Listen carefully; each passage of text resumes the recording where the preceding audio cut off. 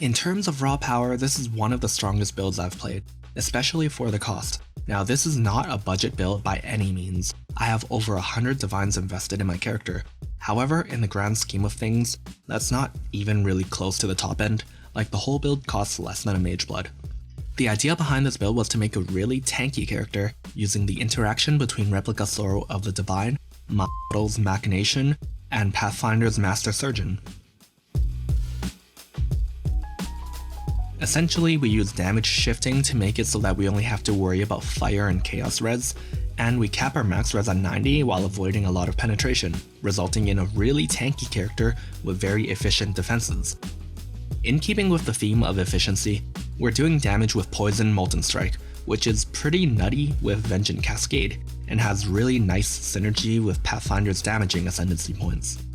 Without speccing too heavily into damage, we're able to get near dot cap on Ubers. In fact, 6 out of 7 Uber bosses were a complete joke, the only exception being Maven, where you actually have to interact with some of the mechanics. So against bosses, you can mostly just stand still and hold down Molten Strike. In fact, it's actually much safer to stand still and keep attacking since we're using some defensive layers that only work when you're stationary. And the recovery you get with the life gain on hit is insane with Molten Strike. In fact, you can pretty much face tank everything except for Maven's memory game. Now this is probably the part where you expect me to say, this is a bossing build so mapping is going to be scuffed. But it's actually pretty decent in maps too, thanks to its high attack speed and whirling blades. It's not going to compete with a juicy bow build or anything, but as a melee character, it's not bad. You'll want to run dense maps with corridors like Defiled Cathedral or Toxic Sewers over more open layouts like Cemetery though.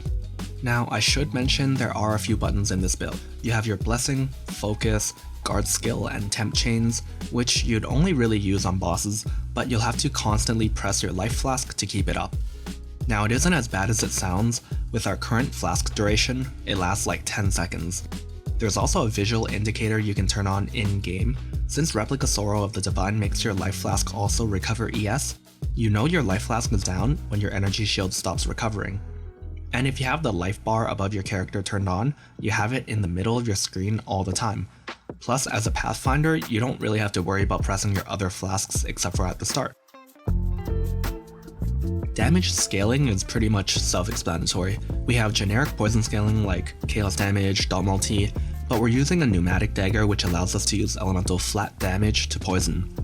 This allows us to use auras like anger and wrath for damage. This also gives you the option to scale your poison damage with increased elemental damage. We're not taking too much advantage of this, however it is worth keeping in mind when you're gearing. Now the defenses in this build are the most interesting part for me. We're shifting all of our incoming cold and lightning damage into fire and chaos damage thanks to Divine Flesh on our shield and Tempered by War. We're also shifting 73% of incoming physical damage into fire.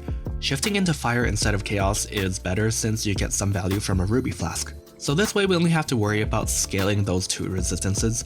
We're getting 90 max res for both pretty easily thanks to the shield, and with 100% spell suppress we can tank a lot of things that are normally really dangerous. As mentioned earlier, standing still is defensively really strong. Arctic armor and this essence boot mod along with a potential Pantheon power can help make you nigh immortal to one-shots. By the way, holding down Molten Strike counts as being stationary. In addition, the life gain on hit you get from this mod on your ring and potentially a Watcher's Eye is pretty OP.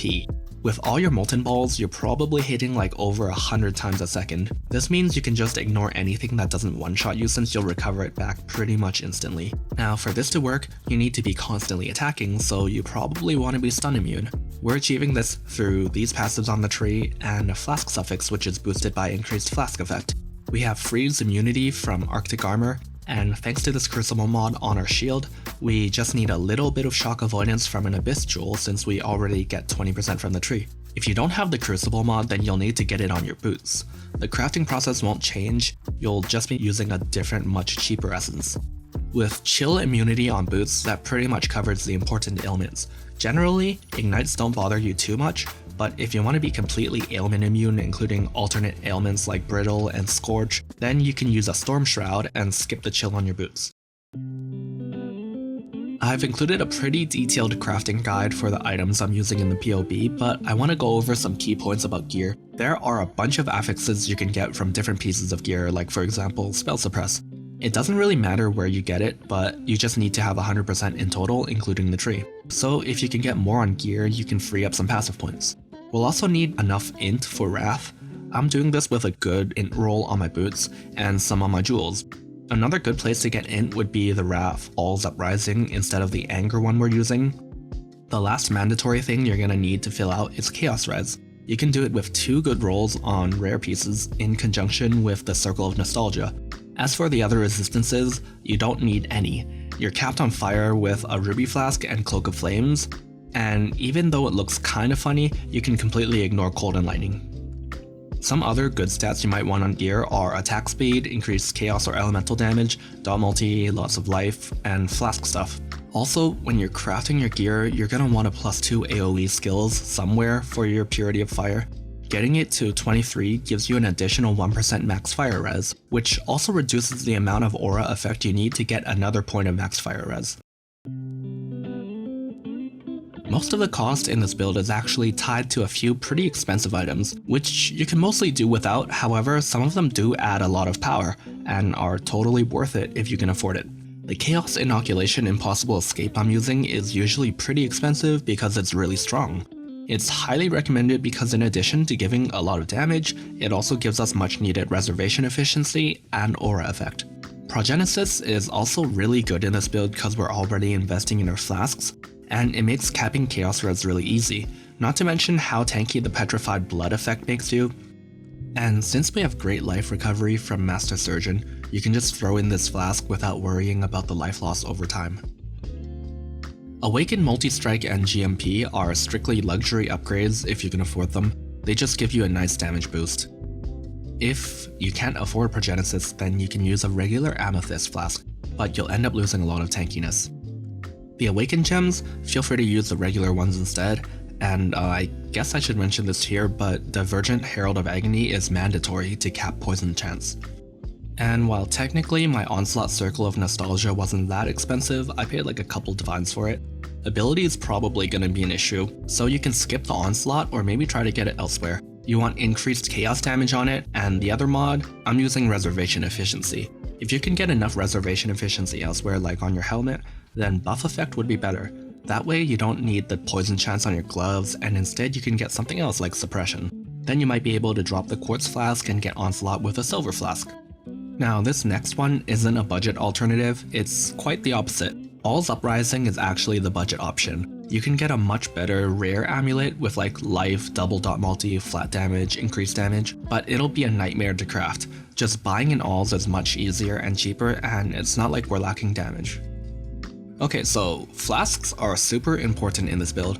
Getting flask effect is pretty huge, but most importantly, make sure you have full uptime on your flasks. You're gonna need a combination of reduced flask charges used, increased charges gained, and flask duration. I would prioritize duration if possible since it reduces the frequency at which you need to use your life flask. I don't have any exact numbers for you since there are so many possible permutations of those 3 stats, but you can calculate it pretty easily in a spreadsheet. I also found some flask calculators that others have already made.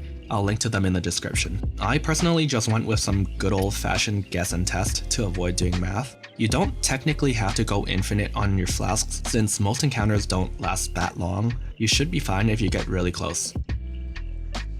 Okay, so there are actually some things that are either pretty annoying or just straight up brick your build. Maven is a really annoying fight if you're not really that good at the mechanics. We can't reliably tank Maven's memory game, cause for some reason it's not a spell so you can't suppress it.